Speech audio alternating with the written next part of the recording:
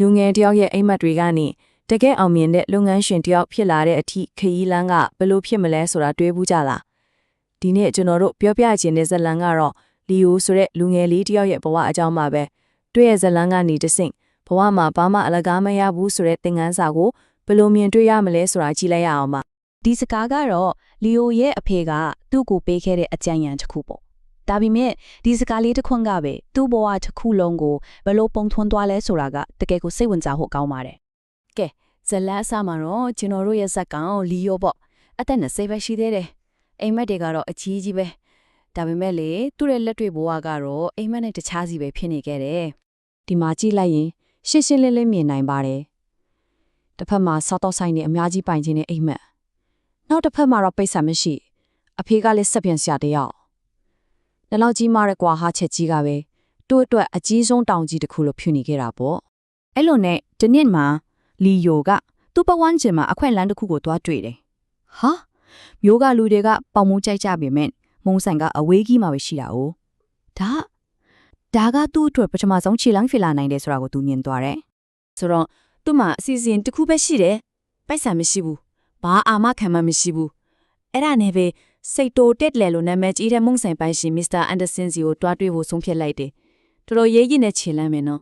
သူပြောလိုက်တာကခင်ဗျားရဲ့ပေါင်မုံကိုကျွန်တော်မျိုးမှာရောင်းကျင်တယ်ကျွန်တော်ကိုတစ်ဖက်ပဲယုံကြည်ပေးလို့မရဘူးလားစဉ်းစားကြည့်ပါလားဘာမှမရှိတဲ့လူကြီးယောက်ကဒီလိုလာတောင်းတာလေသူမှအပေါင်ထားစရာဆိုလို့ဒီကတိစကားပဲရှိတာကျွန်တော်စိတ်ပိုင်းဖြစ်ပြီးသားပါကျွန်တော်တက်သေးပြဖို့အစွမ်းကောင်ကြိုးစားမှာပါတဲ့သူ့ရဲ့တခုတည်းသောအရင်အနီးကသူ့ကိုသူယုံကြည်မှုပဲအန်အောဖို့ကောင်းတာကသူလုံနိုင်ခဲ့တယ်ပုံမုံအားလုံးရောင်းကုန်ပါတာမစ္စတာအန်ဒါဆန်ကိုလည်းပိုက်ဆံအခြေပြန်ပေးနိုင်ခဲ့တယ်ပထမဆုံးနေ့မှာပဲသူကတိတီကြောင်းသူလုံနိုင်ကြောင်းသက်သေပြသွားတာပဲဒီမှာတင်လီယိုရဲ့ခရီးကမပြီးသေးဘူးသူနောက်တစ်ဆင့်ကိုမြင်လာတယ်အောင်မြင်မှုကဒီလောက်နဲ့ရက်လို့မဖြစ်ဘူးတကယ်တိုးတက်ချင်ရင်ဒီပညာကိုကိုယ်တိုင်တက်မှဖြစ်မယ်ဆိုတာသူကောင်းကောင်းသဘောပေါက်သွားတယ်အဲ့ဒီအချိန်မှာပဲဖောက်တဲ့ကြောက်ရဲ့စကားတစ်ခုကသူ့အသက်အလဲအပြောင်းဖြစ်သွားစေခဲ့တယ်ဟဲ့ကောင်လေးမိမလို့ကိုယ်တိုင်မုံမဖုတ်တာလဲတဲ့အဲ့ဒီမိခုံးကသူ့ခေါင်းထဲမှာမီးတပွင့်လင်းသွားတယ်လို့ပဲဟုတ်တာပဲဘာလို့ကိုယ်တိုင်မဖုတ်နိုင်ရမှာလဲဒါနဲ့ပဲသူမစ္စတာအန်နာဆင်စီကိုပြသွားပြီးပြန်တန်ခွင့်တောင်းတယ်မစ္စတာအန်နာဆင်ကလည်းတင်ပေးမယ်ဒါပေမဲ့ဆေးရှိတယ်တဲ့အေးဆေးကပိတ်စမဟုတ်ဘူးအချိန်စိတ်ရှည်မှုနဲ့စ조사အားထုတ်မှုဒီသုံးခုပဲပညာသင်ခရီးကတော့လုံးဝမလဲခဲ့ဘူးရသူ့လက်တီဆိုမုံနဲ့ရလုံးလို့နားတင်ကြိုက်ခဲနေတော့သူဖုန်းလိုက်နဲ့ပေါင်မုံတွေကလည်းတခါမှအဆင်မပြေဘူးတခါလေးစောကြောက်ခဲလို့မာနေပြီးတခါလေးတော့လဲပျော့စီစီနဲ့တကယ်ကိုစိတ်သက်ကြားစရာကောင်းလို့သူရှုံးသွားပြီလို့တော့ခံစားခဲ့ရတယ်ဒါပေမဲ့လေသူ့အတွက်တော့ let shot တဲ့ဆိုတဲ့စကားလုံးကသူအဖိတံမှာမရှိခဲ့ဘူးသူ့ရဲ့စ조사မှုတွေအတိအပွင့်တွေစပြီးမြင်လာတဲ့အချိန်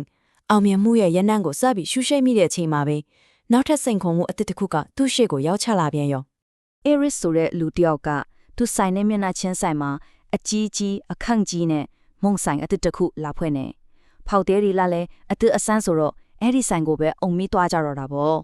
ဒီနေရာမှာသူတို့နှစ်ယောက်ရဲ့ကွာခြားချက်ကပေါ်လွင်လာတယ်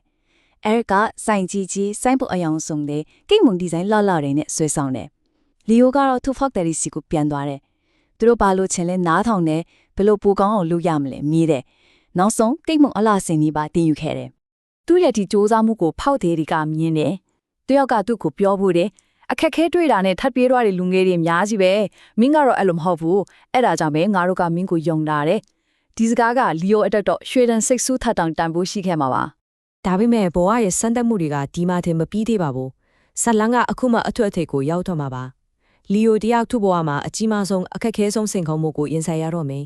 အောင်မြင်မှုကအဆုံးသတ်မဟုတ်ခဲ့ဘူးဒီနေ့မှတော့ကံကြမ္မာဆိုးကဝင်လာတယ်သူ့ဆိုင်မီးလောင်ပြီးပစ္စည်းတွေအားလုံးနေပါပျက်စီးသွားခဲ့တယ်သူတယောက်တည်းကြံခဲ့ပြီလို့ထင်ခဲ့တဲ့အချိန်မှာသူတိဆောက်ခဲ့တဲ့ယုံကြည်မှုတွေကသူ့ကိုပြန်ကယ်တင်ခဲ့တယ်ရဲရွာကလူတွေကသူ့ကိုဝိုင်းပြီးကူညီကြတယ်တချို့ကပါဝင်ပစ္စည်းတွေလူတယ်တချို့ကငွေနည်းနည်းစီထည့်ကြတယ်တချို့ဆိုစိုက်ပြန်ပြင်ဖို့ကိုယ်တိုင်လာကိုလုပ်ပေးကြတယ်သူစိုက်ခဲ့တဲ့သစ္စာတရားရဲ့အတီးအဖွင့်တွေကိုသူပြန်ရိတ်သိမ်းခွင့်ရခဲ့တာပေါ့ဒီလိုနဲ့ပြပုံကြားကနေသူ့ရဲ့မုံဖုတ်ဆိုင်လေးပြန်လဲမွေးဖွားလာခဲ့ပါတယ်ဆိုတော့ဒီဇလန်တစ်လျှောက်လုံးကနေကျွန်တော်တို့ဘာသင်ခန်းစာတွေရနိုင်မလဲလီယိုရဲ့ဇလန်ကနေကျွန်တော်တို့ကသင်ခန်းစာကောင်း၄ခုရပါတယ်တက်အိမ်မက်ဆိုတာအလားကားမရဘူးစူးစမ်းမှရတယ်နှစ် ကြာရှုံးတာကအဆုံးမဟုတ်ဘူးပိုတန်မာလာဖို့အခွင့်အရေးပဲ3ကိုအရင်ဆုံးကူညီပါဒါဆိုရင်တခြားသူတွေကလည်းကူညီခြင်းစိတ်ထစ်လာလိမ့်မယ်နောက်ဆုံးတစ်ခုကတော့ဘယ်တော့မှလက်မလျော့ပါနဲ့အောင်မြင်မှုနဲ့အနည်းဆုံးချိန်ထိတက်လို့ပါပဲ ဒီဝရဲ့ဇာလန်ကထက်တဲ့သွားလို့ပါပဲကြုံတွေ့ရတဲ့စင်ခုံမှုတိုင်းဟာတကယ်တော့ပိုကောင်းတဲ့အရာတစ်ခုစီကိုတွားနေတဲ့ခြေလိုင်းတက်လန်းပဲဖြစ်ပါတယ်ဒီဇာလန်လေးကိုကြည့်ပြီးတဲ့နောက်မှာကိုဘိုးဝအတွက်နောက်ထပ်လမ်းမဲ့ခြေလန်းကဘာဖြစ်မလဲဆိုတာပြန်စင်စားကြည့်ဖို့အချိန်တန်ပါပြီ